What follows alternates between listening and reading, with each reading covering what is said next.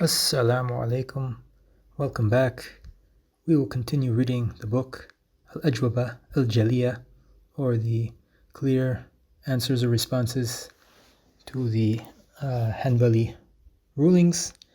And today we will try to cover al-Instinja, and if we have time we will also cover Siwak and some of the related Sunnas of the body.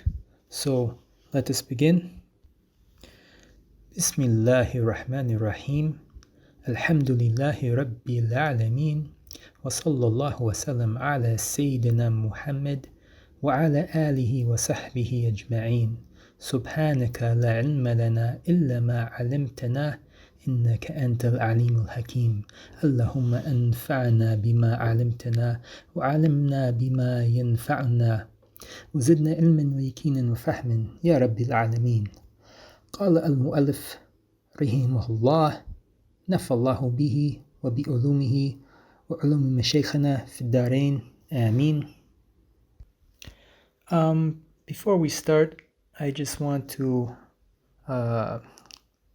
mention or to raise your attention that we will be discussing some issues that will not be appropriate for younger audiences, so I will try to give you a heads up before we discuss those issues.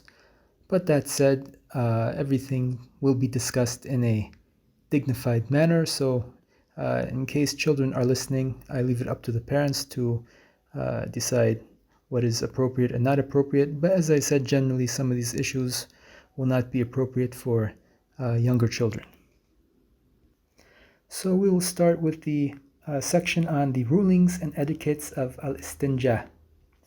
So the author goes on to say, what is Instinja and what are its rulings? The reply, it's to purify oneself from the filth of the two orifices, in parentheses, private parts, with pure water, or a permissible stone, or the like thereof. Example, rags. And the author has the footnote, the equivalent today would be toilet paper, which I more or less agree with. He goes on to say, and it's only mandatory on everything that exits the private parts as long as it's not semen, wind, or something that's dry, like a pebble, in parentheses, in dryness and hardness, that's not mentioned here in the text, and does not pollute the surrounding area. Now, what's interesting here is that I previously mentioned that this book is like a summary of Dalil al-Talib, the famous book Dalil al-Talib by Al-Imam Mar'i al-Karmi. But in this case, if we look what he has in the Arabic, وَهُوَ وَاجِب لِكُلْ خَارِج إِن لَمْ يَكُنْ مَنِيًّا أو ريحًا أو ناشفًا. And this is kind of interesting because this wording, illa rih, except for wind, meaning like passing gas, this is not the order that Imam Mar'i al-Karmi is using in Dalil al-Talib, where he mentions this point at the very end of the section as opposed to the very beginning. And this is kind of interesting because now if we just quickly divert just to give you a fa'idah here, if we compare this with another summary of Dalil al-Talib, such as Mukhtasar al-Ghalib by Shaykhat Fatima Zubairiyah, we can see that this is one important difference, that you will see Shaykh al-Qaddoomi, he's maybe more often than Shaykhat Fatima, kind of changing the wording. Whereas if you go to Mukhtasar al-Ghalib, you'll see that almost all the words are just taken directly from Dalil al-Talib. And what the Shaykh has mentioned here is maybe a little bit closer to the wording in Kafi al-Mubtadi by Ibn Balban. And that's just a fa'idah for you. Yeah, so I would first just like to comment one point on the translation where he says with pure water. I think it would be more correct to say with the purifying water. And the author has cut out something that is maybe kind of important that was in Dalil al-Talib that I think we can quickly summarize here. But the thing that one wipes with, so we talked about you can either clean with water or wiping. So the thing that you wipe with, it should be pure, permissible, and rough or textured, meaning not smooth. So by pure means it should be something that's not najas. Mubah, it should be permissible to use. So for example, not taken by force or stolen.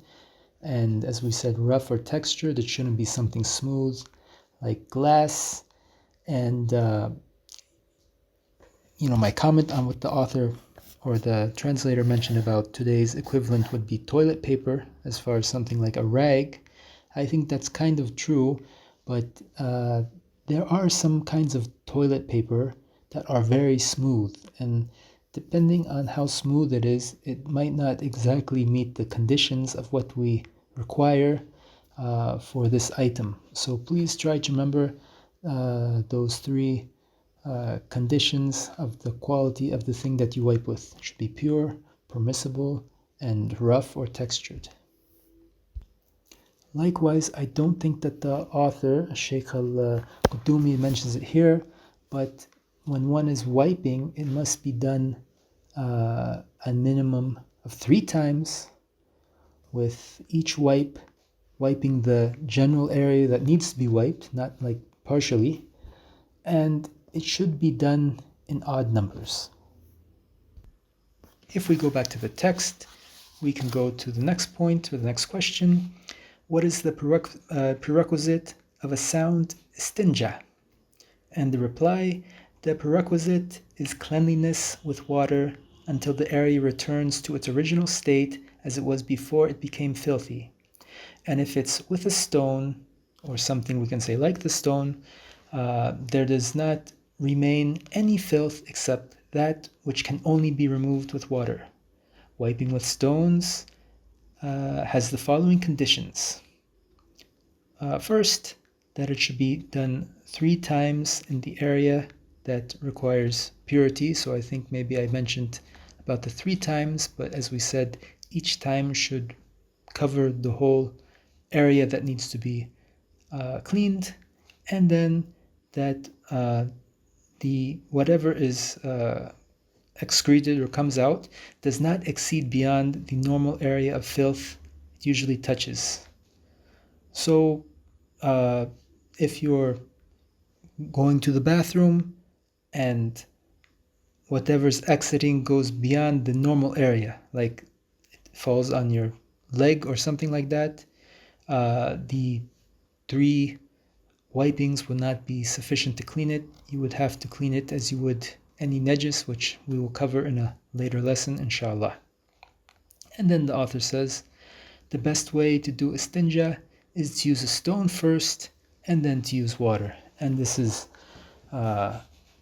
maybe obvious from a logical point, because what you can clean with water, the water is cleaning more intensely, so you want to do that after you do the main cleaning with the stones. So before we go on, maybe just to repeat this concept, but when you go to the bathroom, you have the choice of, we can say, wiping or washing, meaning with purifying water. So in the case that you go for the water, you want to wash, the area that you're washing should be returning like it was before it got dirty. This is the condition. However, if you wipe like with, these books always mention stones, but in modern times, what's common is toilet paper. So if you're wiping with this, like a toilet paper, it doesn't have as stringent as a condition as with water. It doesn't say it has to return exactly as it was before it became filthy, but it should be clean to the point where you can't clean it more except with water. And as we mentioned, the wiping has different conditions, including the thing that you wipe with, the number of times, and that whatever you're cleaning doesn't exceed beyond the normal area. So sorry to repeat that, but the wording in the translation, it sounded kind of weird to me. So I just wanted to rephrase all that, and inshallah that's clear. Yeah, I want you to note one thing here. I've been translating this word istijmar as wiping because, as we mentioned in these fiqh books, these old books, they talk about wiping with stones because at that time, a lot people were using stones, especially people like in the dry areas or out in the open, far away from maybe where they had a water source. So the word is istijmar, which means something like using the stones.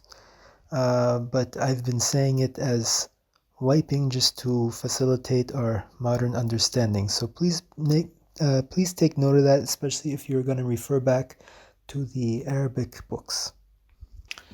Okay, then we can go on to the next question. What are the etiquettes of the one who relieves himself? And the reply, they are to enter with the left foot into the lavatory and say, Bismillah, A'udhu billahi min al-khubuthi wal-khaba'ith, meaning in the name of Allah, I seek refuge from the male and female jinns, and to exit with the right foot and say, غفرانك الحمد لله الذي أذهب عني الأذى وعافاني. Your forgiveness, all praises are due to Allah, who removed me from discomfort and blessed me with relief. Maybe just to note on the translation here, I see this dua translated this way a lot, the male and female jinns, or sometimes male and female devils or shayateen. But if you refer to what al-Buhuti says in Sharh al-Muntaha, he translates khubuth as shar or evil, and khaba'ath as the shayateen, or not translates but explains the meaning as that. So also in Sharh al-Muntaha and other books, they mention a longer version of that supplication, where after al-khubuth wal-khaba'ath wa arijis an-najis ash-shaytan ar-rajim, which is what was mentioned, I believe, in Sunan Ibn Majah, and that was also the wording mentioned by Al-Imam Ibn Qudama in Al-Muqna'. There are a few other things that I want to mention here that the Shaykh al-Qaddoomi hasn't mentioned, but it will be beneficial either just to complement what we've had here, or maybe to kind of preemptively strike on some type of hot issues related to the etiquettes of Instinja and using toilet. So when one is wiping or cleaning himself, he should use his left hand, and al-Buhuti mentions in Sharh al-Muntaha that using the right hand is disliked. And I also want to mention this issue that it is sunnah that when one is using the bathroom or going to the bathroom, to lean more on the left foot. And I'm mentioning this because,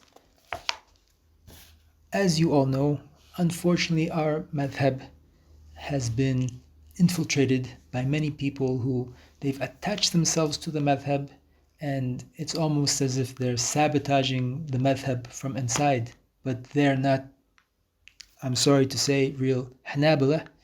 And I'm mentioning this point because when I first learned this ruling, I learned it from a scholar who knows a lot about the Hanbali madhab, but he's not a real Hanbali. And he expressed this issue of leaning on the left foot as something that, that people thought was something healthier to do. And it does mention, for example, al-Buhuti in his sharh, he does mention that it is easier to go to the bathroom when you're doing this, but there's actually a evidence from the Sunnah that it's better to lean on the left. So there is a narration narrated by al-Tabrani and al-Bayhaqi that says أمرنا رسول الله صلى الله عليه وسلم أن نتكأ على اليسرى. So that Rasulullah sallallahu alaihi wasallam, he ordered us to lean on the left. And this seems to be more like a general order. It's not talking specifically about using the toilet or going to the bathroom, but this is the evidence that al-Buhuti has mentioned in Sharh al-Muntaha. So, I first I want to clear that because it comes as a little bit of a controversial issue. Controversial in terms of that some of these people are presenting it. As I said, it was just something people thought was healthier to do, when we see that's not the case. Now, we'll mention an issue, might not be appropriate for all audiences, that's the heads up. It's also mentioned in many books, such as Al-Muntaha, that it is sunnah to squeeze the penis from like the base to the tip with the middle finger at the bottom and the thumb at the top, and to do this 3 times. And I believe that the Shaykh al-Islam ibn Taymiyyah, he has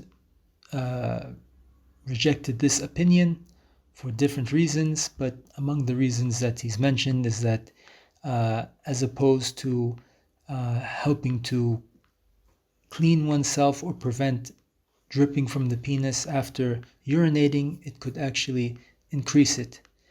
And at least what I see here in Sharh al-Muntaha by al-Buhuti, he doesn't mention any specific evidence for this, but he does mention this idea that it would help to prevent it from being wet or from more urine coming out.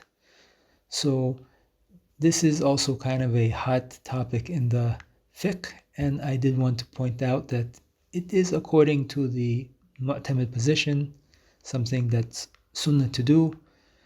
But if by doing so you did experience that there was more urine coming out, then maybe better to go to the opinion of Shaykh al-Islam ibn Taymiyyah. But one should try and see what works best. And it is also sunnah to tap the penis 3 times when done, as was narrated by Imam Ahmed and Abu Dawud. So I think we're done with that sensitive issue. We can go to a few more points that the author, Shaykh al-Qaddoomi, didn't mention, but could be worth mentioning for us now. That when one goes into the bathroom or to the call of nature, one should not bring anything with the name of Allah on it, except out of necessity. And in the case that one is wearing a ring with the name of Allah, al-Buhuti mentions in Sharh al-Muntaha that one can rotate that ring so that the name of Allah is at the bottom, or kind of like in the palm part of the hand. In the case that one was doing both a washing with water and wiping, it is permissible to do the water before the wiping, but that is disliked. Okay, so the author continues. what is makruh and haram for one relieving himself. So what is disliked or prohibited for one who is relieving himself. And he says, it's makruh to face the sun or the moon, to face into the wind, and this is specifically without a barrier, because the wind could blow whatever's coming out of you back onto you, and speaking. And all three of these are also mentioned in Muntaha al-Iradat. Also urinating in a container without necessity. And we're talking about the makruh things here, okay? And in Sharh al-Muntaha by al-Buhuti, he does mention that there is some disagreement on the issue, but the mu'tamid position is that it is makruh to urinate in a container without necessity. And then also urinating in a crack in the ground.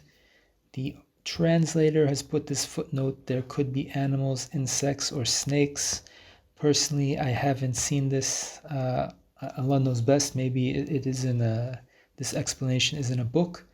But I believe al-Buhuti in his Sharh of al-Muntaha, or it could be in another book, but there is a hadith narrated by al-Imam Ahmed and Abu Dawood that says, إِنَّهَا مَسَاكِنْ al-Jinn. So the crack in the ground is the home of the jinn, and that is the reason why one should not urinate there. Likewise, the author adds two more, urinating or relieving oneself into a fire and into ashes. These two are mentioned in Dalil al-Talib, but they are not mentioned in Muntaha al-Iradat. In the Sharh of Dalil al-Talib, or the famous one, Nail al-Marib, it does mention that relieving oneself in the fire could spread illness or like disease, and that the ruling of it being makruh to relieve oneself in ashes was mentioned in the book Ar-Ri'ayah. But as I mentioned, these two there could be some difference of opinion on, as they are not mentioned in Muntaha al-Iradat. Then we go into the things that are haram to do. So the author says, and it's haram to face or have one's back to the Qibla in the open air without a barrier. However, it is haram to relieve oneself in a path, meaning a path where people walk, or in beneficial shade, somewhere people might sit, or under a fruit-bearing tree. And it's also haram to stay in the lavatory or to be in the whatever place you are in the call of nature more than what is needed. And the author concludes this part here saying that it is permissible to urinate standing if one will not be exposed to anybody or will not dirty oneself.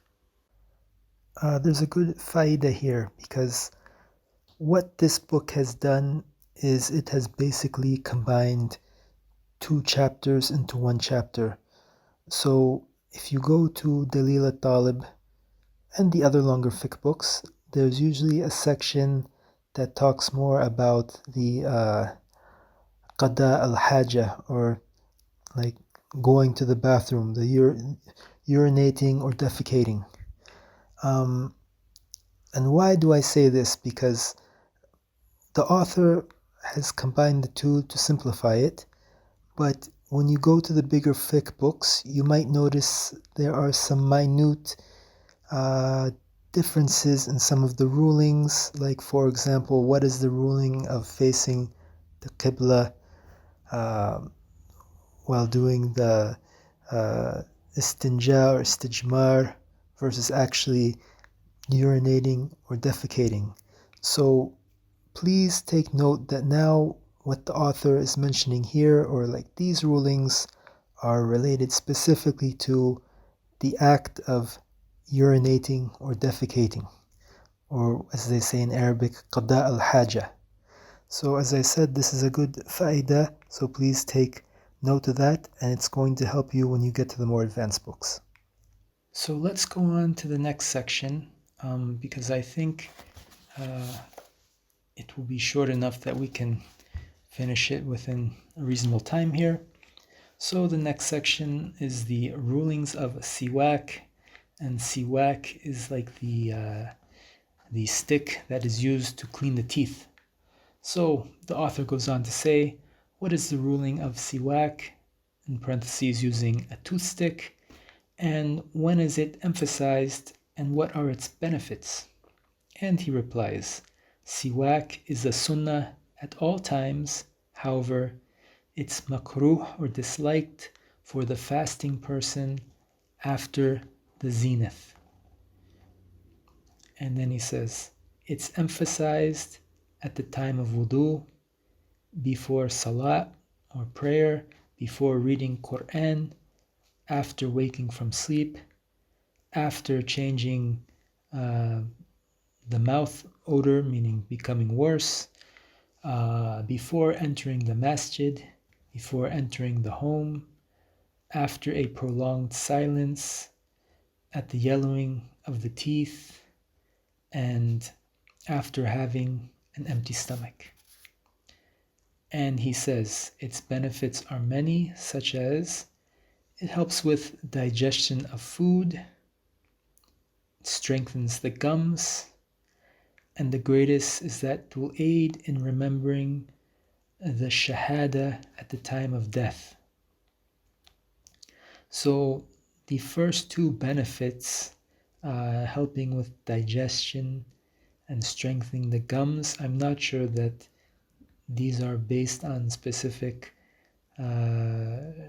shari'i evidence alone, and as far as I know, they are not mentioned in Muntaha al-Iradat, but this is what the author has said, and I believe that Dalil al-Talib does mention these.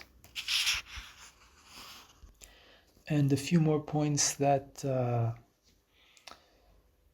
author hasn't mentioned, but maybe they're worth mentioning, that when one is doing the siwak, he should hold the siwak with the left hand and move it from the right side to the left side. And in general, the sunnah is to start with the right and go to the left, with a few exceptions like entering and exiting the toilet or lavatory, as we already mentioned before. And it is recommended to use a moist stick as opposed to a very dry one. And Al-Futuhi mentions in Muntaha al-Iradat that one doesn't achieve the sunnah without a stick, so one can't use like his finger or a rag.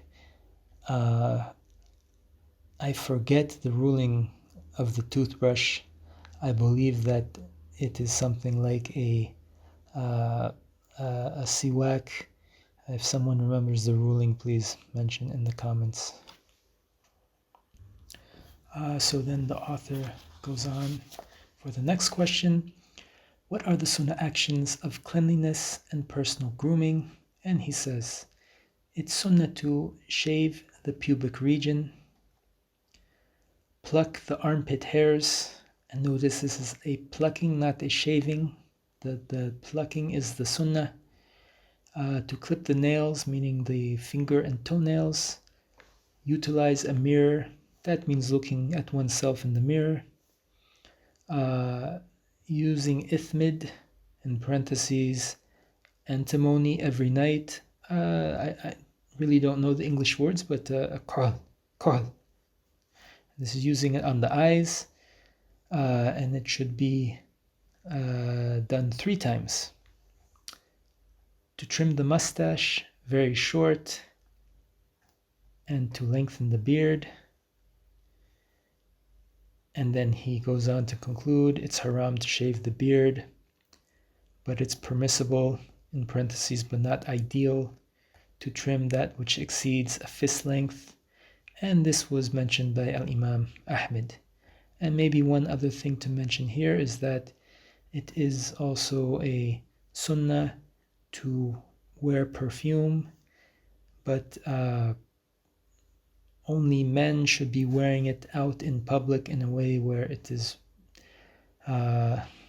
observably noticeable to other people. I wanted to conclude with one final issue, and this is also an issue we can say it's not going to be appropriate for younger audiences, but we will discuss the khitan or circumcision. And it is the mu'tamid, relied upon position that khitan or circumcision is wajib for males and females. We're going to mention more about this, but now we're just talking about the ruling from a theoretical perspective. And fiqh, what we study, all starts as a theoretical perspective. How it's implemented on a daily basis is another issue. But as I said, it is wajib for males and females. This is mentioned in Al-Muntaha, this is mentioned in Al-Iqna', and this is mentioned in many other books. I think the male circumcision is more well known and less controversial.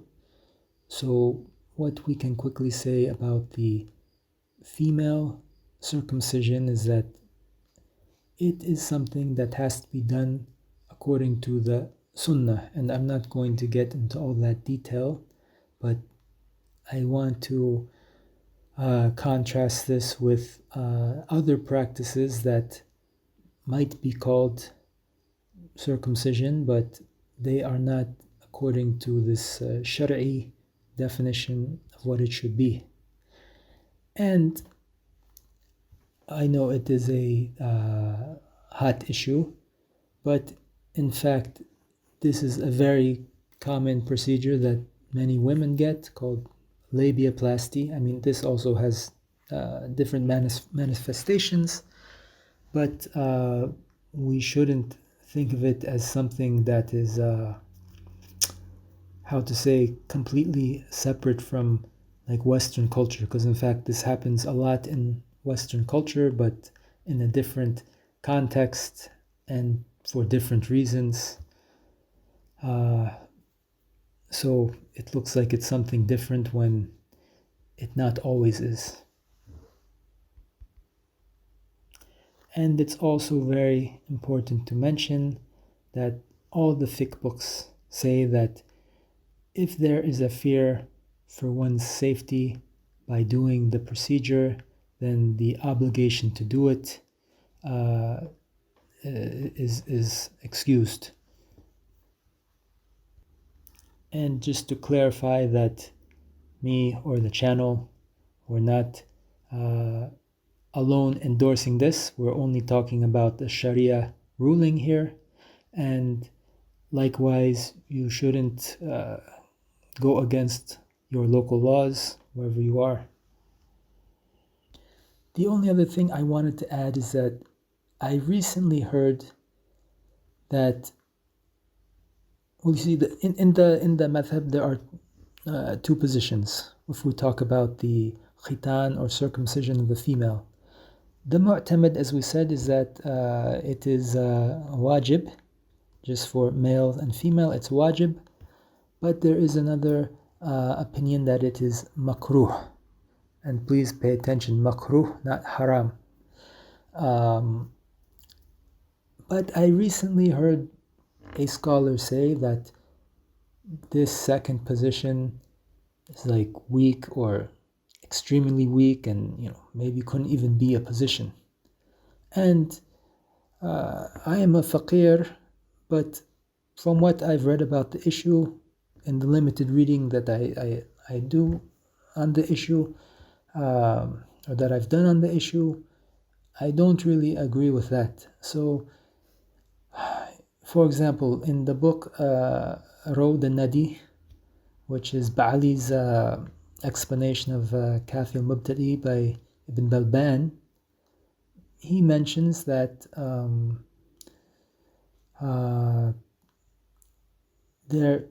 it's mentioned in the book al-Mutla', also by another Ba'ali, and al-Mutla' is like an explanation of al-Muqna', that it is not obligatory upon women according to the most correct of the two narrations. So even the way that he expresses the issue, fi ashah riwayatain, the most authentic or most correct of the two narrations. So even he's calling as a narration. And like I said, without going into all the detail, Ibn Qudama also mentions this in al-Mughni, and he says فصل فأما الختان فواجب على الرجال ومكروهة في حق النساء. So regarding the khitan or the circumcision, it's obligatory for men and disliked for women. وَلَيْسَ بِوَاجِبٍ عَلَيْهِنْ, and it's not obligatory for them. هذا قول كثير من أهل العلم, and this is the statement of many of the people of knowledge. But then, he does go on to say later that it is something that is, or we can say exists in the Sharia as well, and he discusses the evidence for this, but some of the evidence does point to it being makruh. But as we said, to focus on the wording that he's using, makruh as opposed to haram. And if you also go to Al-Anqari's Hashya on Rawd al-Murba' by al-Buhuti, he mentions also other scholars that have the same position. I believe he's mentioned Ibn Abdus and Asharih, and I can't remember who else, but I wouldn't consider this that it's not or that it's makruh. It does look to be much more than a outlier position, and the fact that Ibn Qudama has mentioned it in al-Mughni, I think it's quite strong evidence that it is a second opinion in the madhab. So I just wanted to point that out, but with emphasis again that the mu'tamid is that it is wajib for males and females, but as we said, that has to be done without any kind of fear of harm, and that it should be done according to the sunnah and not other ways, especially exaggerated ways that could cause actual permanent physical harm. And as I mentioned, we shouldn't contravene the laws in the countries wherever we are. And finally, this is just a relation of the fiqh ruling. I'm not endorsing for you to do or not do this, but we're talking now about theoretical rulings. So I hope the last issue wasn't too heavy, but it's not mentioned by al-Qaddoomi in his book, but it is a hot issue, the issue itself, but then the detail of the ruling, even as I discussed, some people saying about the second position not really being a position. So we'll end here today. May Allah forgive me if I've made any errors. Please don't forget us in your dua and that of our sheikhs, alive and dead, and all the Muslims, inshallah. And inshallah, please express your like if you are enjoying the series with a like or subscription or any comment. and thank you for joining us. Alhamdulillahi Rabbil Alameen. Wa sallallahu wa sallam ala Sayyidina Muhammad wa ala alihi wa sahbihi ajma'een.